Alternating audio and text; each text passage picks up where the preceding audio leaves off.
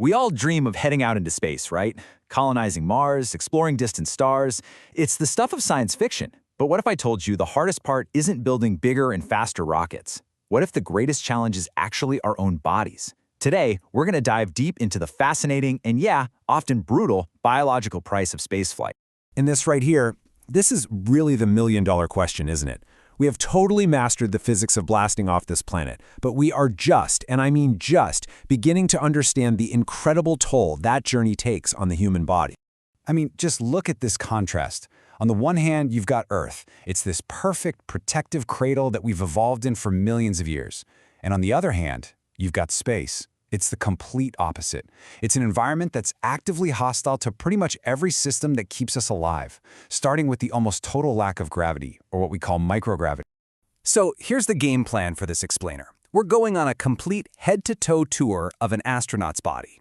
We're going to see exactly how this alien environment messes with us, system by system, from our bones right down to our very DNA. Okay, so first things first. Let's establish our baseline. We like to think our bodies are these incredibly adaptable things, but the truth is they're hyper-specialized machines. They are precision-engineered for life on one very specific planet, this one. Every single system is perfectly tuned for Earth's conditions. And this is the absolute key to understanding everything that follows. See, gravity isn't just something that keeps our feet on the ground. It's a constant force, a pressure that our bodies are designed to fight against every second of every day. Our bones stay thick to hold our weight. Our heart has to pump hard to get blood up to our brain. So what happens when you just turn that force off? The whole system goes haywire. And that brings us to maybe the most famous effect of being in space, but one that is still just shocking when you hear the details. What happens to our bones and muscles? Now, saying your body dismantles itself sounds a little dramatic, I know, but biologically, it's kind of true. Without the constant load from gravity, your body basically thinks, hey, I guess we don't need these super strong bones or these big leg muscles anymore. It is the ultimate use it or lose it scenario. The cells that break down bone go into overdrive, while the cells that build bone just slow down. It's literally taking apart the scaffolding that holds you up on Earth. And check out the rate this happens. Astronauts can lose 1 to 2% of their bone mass in key areas like the hip for every single month they are in space. To put that in perspective, an elderly person with severe osteoporosis on Earth might lose that much over an entire year. And this chart just lays it out perfectly. Look at that. The bone loss an astronaut experiences just dwarfs what a healthy person goes through. It's 10, even 20 times faster than what you'd see in someone with a serious bone disease. It's basically a form of rapid space-induced osteoporosis. It's incredible. Okay, let's move on to our blood and circulatory system. This is where one of the first and most bizarre changes happens. It's called the fluid shift, and probably the best way to describe it is feeling like you're doing a headstand for 6 months straight. So here's how it goes down. The second you hit microgravity, all the fluids that gravity normally pulls down into your legs, we're talking blood, water, everything, suddenly have nowhere to go but up. About 2 liters of that liquid shifts into your chest and your head. And the result? You get that classic puffy face you see in pictures of astronauts, along with headaches and a permanently stuffy nose. Yeah, that feeling of being upside down all day, every day. It really captures just how relentless it is. And it's not just uncomfortable. That constant pressure has some very serious consequences, especially for one of our most delicate and important organs, the eye. And this brings us to a problem that scientists have only really started to understand in the last decade or so.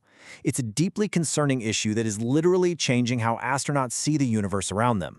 It's got a big fancy name, spaceflight associated neuroocular syndrome. Let's just call it SANS. And it's a direct result of that fluid shift we were just talking about. All that extra pressure inside the skull actually starts to push on the back of the eyeball and physically reshape it. And we're not just talking about slightly blurry vision here. We are talking about major structural changes to the eye itself. The back of the eyeball can get flatter, the optic nerve can swell up, you can even get these little folds in the layers of tissue. And here's the really scary part. For some astronauts, these changes don't go away when they get back to Earth. They can be permanent.